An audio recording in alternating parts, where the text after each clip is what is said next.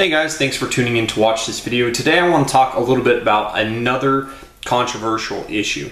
That issue is in regards to virus and malware removal on a Windows PC and whether or not it's actually a sufficient service or good service to provide or even to look into. There's a lot of companies out there that are advertising that they have virus removal, malware removal, and they'll perform this service for you on your computer. And I know local companies here that are even willing to charge upwards of $350. Maybe they'll put a cap on what they'll charge, but it's still pretty costly to go that direction. And the reality is that it's not foolproof to go through that process for them to just scan to find the actual culprit, the virus, delete the virus, and then maybe try to go ahead and run a repair utility on some of the things that were potentially corrupted. Well, the reality is that it's a borderline scam. And I don't mean that it's a scam in the fraudulent sense. I mean that more or less it's a scam that it's just not going to fix your computer for the long haul. If we want to talk about what a virus is, and I've talked a little bit about that in some of my other videos that I have. We talk about a virus, how it's a program, and how it's programmed to do a certain function on your computer. So these things, they don't just come out of nowhere. They're not part of evolution, like people get germs and people get viruses and we get sick. These things are programs that somebody at somewhere, at some point, they've written these. And they've designed these programs to provide a certain function or task when it's actually infiltrated a particular machine.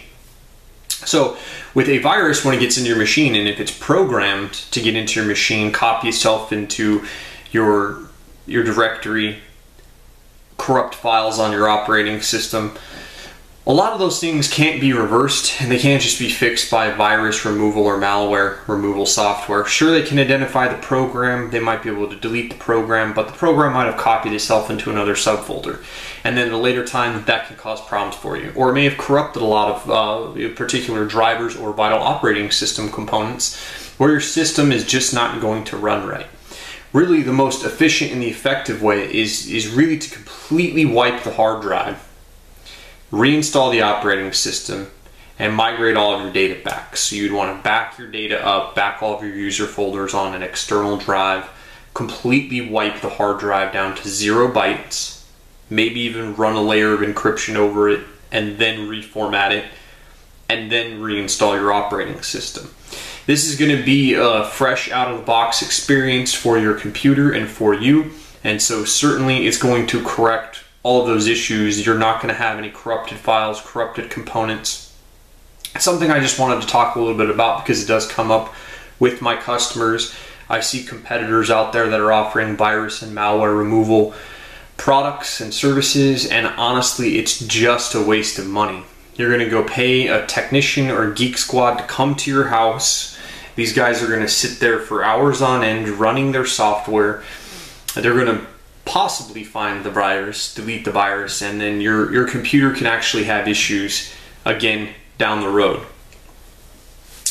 So when these viruses get on your system, they corrupt files, they delete themselves, they get into your Windows registry. All of those things are harmed. You can't really reverse those unless you completely wipe the system and you go through a fresh install. Another thing that's kind of a myth is a lot of people think, well, what I can do then is I can just go to a restore point. I can go to a previous point in my operating system with restore point before I had the virus and just pick up from there.